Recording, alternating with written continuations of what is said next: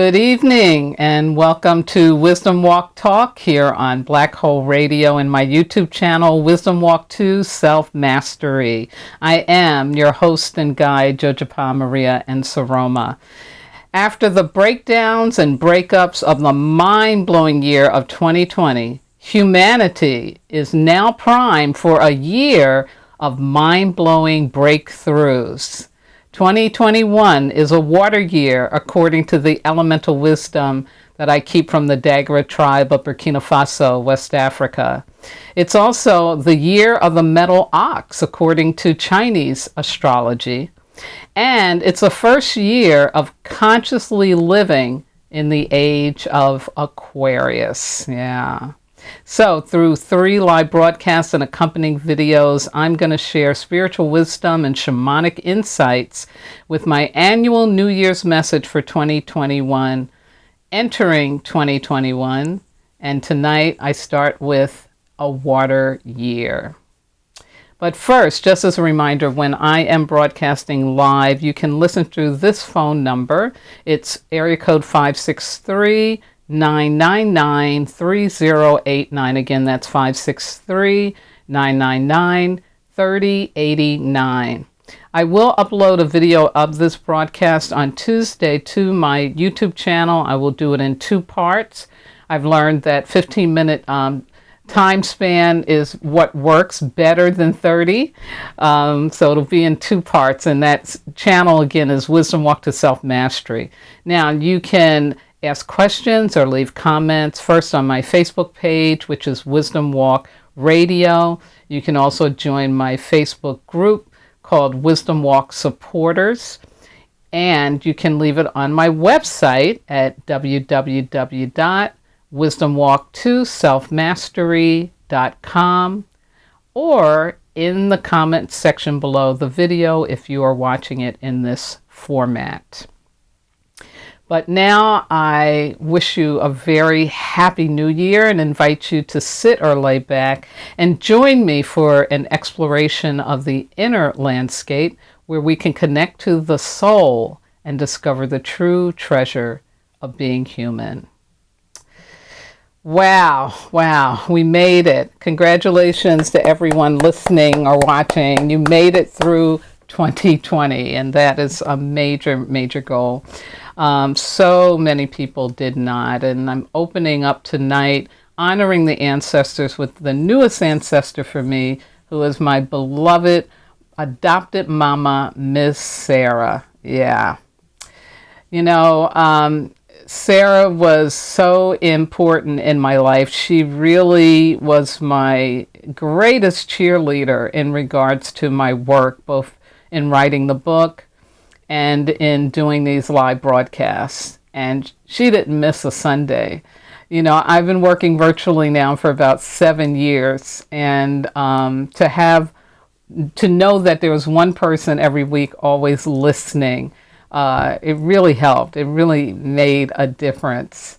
And, you know, she gifted me with so much, first by sharing her home and her life with me, her stories with me, but she also shared her family with me, which is just wonderful because my family's all back on the East Coast and in the Midwest. And so to be out here in the West Coast and actually have family, people who really love you, is wonderful. So I'm going to give a quick shout out to my West Coast brother, Richard, and my West Coast sister, Gail, and thank them for all of the love, support, trust, generosity, and just being who they are in my life. I am just forever grateful.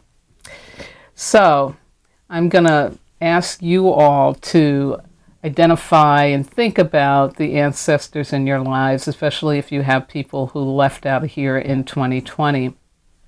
Because we're going to honor them. We're going to invoke them and ask them for guidance. That's the best way to honor your ancestors, to really get that when our spirits leave our bodies, we go back to a state, into a dimension where we now are ready to share what we have learned and to make an impact on those still coursing through the earth plane. So think about someone that you love and miss. They don't have to be blood related. I know I'm still grieving Chadwick Boseman, and but think about those persons and join me as I invoke them in an honoring of their presence in our lives. Creator, Mother, Father, God, Source, all the one, all that is. Thank you, thank you, thank you for your blessing and mercy in our lives and for yet another opportunity to honor the ancestors. Creator, we love these great emissaries of yours, those who can speak your language in a way that we cannot at this time. And so we ask and thank you for giving us this connection to them. And to you, ancestors, we call out to you, we invoke you, and we ask and thank you to be our guides as we continue to navigate through this tumultuous and transformative time of stepping into a new age, into a new world. And so we ask you for the love, the support, the guidance, the wisdom, and the unconditional compassion as we are doing our work. So thank you for being a part of our existence. Creator, thank you for these emissaries again. In the name of all that is holy, I say amen, ashe aho asa, shinga bismillah, and so it is. Ashe. So let me give you some of the elemental wisdom for the week, because New Year's Day was on a Friday. And so now Friday begins what I call the elemental week, the energies of the Dagra medicine wheel for that week. And so we start out always, of course, on the 1st. And so we have a water week in a water year in a water month, because January is a water month. And so here's the opportunity and the distractions for this week for you.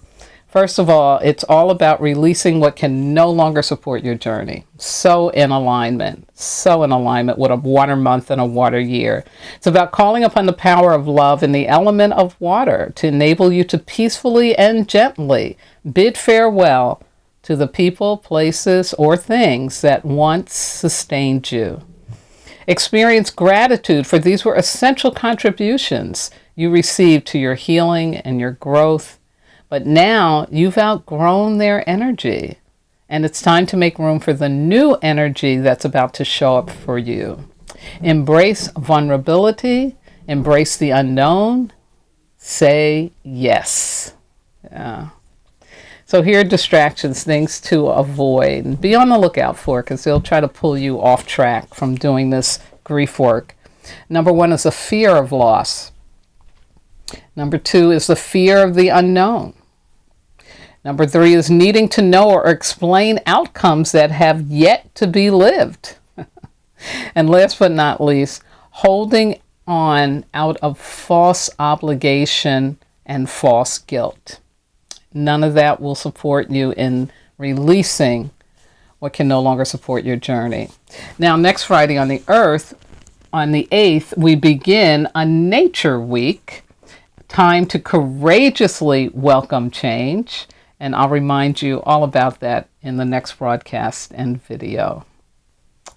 Now, astrologically, and there's going to be some big astrological information I'll share with you next week. But I wanted to focus on just what's happening at the beginning of January, because it's really cool. And it is that we have 2 grand trines. Now, trine in astrology is a good lining up of planets. This is like what you want. This is what you hope for and wish for. And the grand one is that it's got, 3 really powerful planets that are all coming together in this formation. Also, a trine, you can think about it astrologically as things are lined up, things are in alignment. And I think that's really important for us to be conscious of right now. So I get this information from Narayana Mantufar, and she's on astrology.com, and she did this article about the astrology for this week, and she says, that despite the battle between Saturn and Aquarius and Uranus and Taurus, which I'll definitely give you more information about next week, we've had two beautiful grand trines inundate our skies at this opening of 2021. So on January 2nd, which was yesterday, we had a grand fire trine in Venus in Sagittarius and Mars in Aries under a festive Leo moon. Yeah, it was a really gorgeous moon in December. She says this is arguably the best possible energy to begin a new chapter, as it helps us feel full of life and enthusiasm. Sparking with creativity, today is better spent brainstorming and getting the creative juices flowing. So a good time for us to open up to something new and being creative. Now, by January the 9th, right before next Sunday, we have the second grand trine with the moon in Virgo, forming that with the sun in Capricorn and Uranus in Taurus. And she says on this day, focus on creating a solid 12-month plan for your goals, as this earthly energy is ideal for laying the foundation of something that is strong and long lasting. Yeah. And I encourage everyone anyway to take a time to do some setting of your annual commitments and setting your intentions. What is it that you want to experience, and what are you willing to do to experience that in 2021? Yeah. As a reminder, on Thursday, January 22nd, we will have Earth Day, because I have proclaimed that every month we need to take out time to honor the Earth, not just once a year. Again, I encourage you to go to their website for Earth Day. It's www.earthday.org. Look at today's action, and you'll get some good information about how we can make this planet habitable for the 7 generations that will be coming after us. And we need to stay very mindful of that, especially this year.